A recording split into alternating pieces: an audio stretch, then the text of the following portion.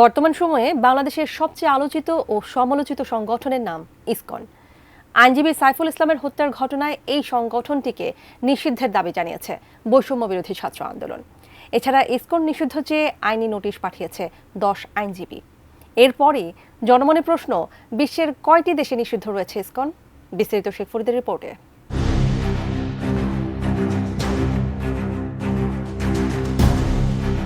ISKCON আন্তর্জাতিক কৃষ্ণ ভাবনামৃত সংঘের যাত্রা শুরু হয় 58 বছর আগে। বর্তমানে বিশ্বের প্রায় শতাধিক দেশে ইসকনের অস্তিত্ব রয়েছে, তবে কিছু দেশে সংগঠনটি নিষিদ্ধ।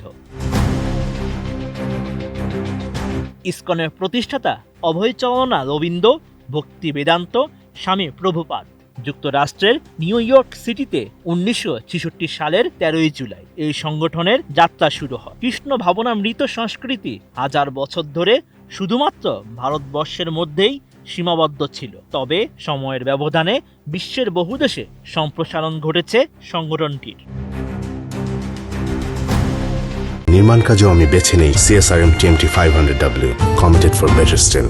ইসকনের প্রধান কার্যক্রমের মধ্যে রয়েছে মন্দির নির্মাণ, ধর্মীয় উপদেশ দেওয়া, শ্রীমদ্ ভগবত গীতা প্রচার, ভক্তি কার্যক্রম এবং দাতব্য সংস্থা পরিচালনা। তবে ইসকন একটি ধর্মীয় সংগঠন হলেও এটি মাঝে মধ্যে বিতর্কের মুখে পড়ে যায়। এই সংগঠনটির বিরুদ্ধে বিভিন্ন সময়ে আর্থিক অনিয়মের পাশাপাশি নেতৃত্বের স্বার্থে আন্তঃসংঘাতের অভিযোগ উঠেছে। তবে সমালোচনা এবং বিতর্ক সত্ত্বেও ইসকন অনেক দেশে প্রশংসিত।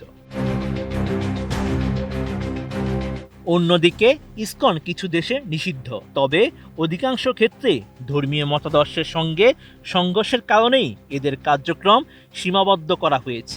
বিশেষত তাদের শাস্ত্র এবং ধর্মীয় বই বিতরণ নিয়ে বিতর্ক চরমে উঠেছে। রাশিয়ার কয়েকটি অঞ্চলে ইসকনের কার্যক্রমে সীমাবদ্ধতা আরোপ করা হয়েছে।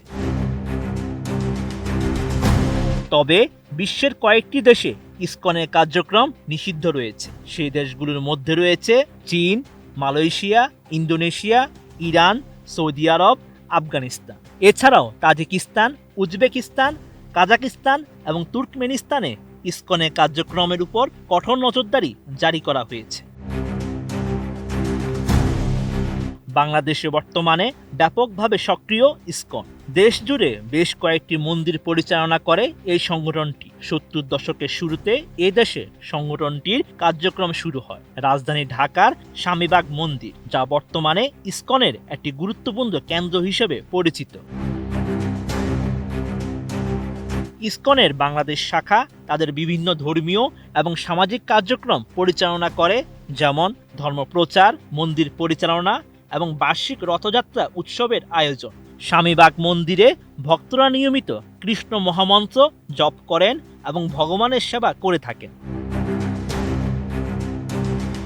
Sheikh Farid, ATN news.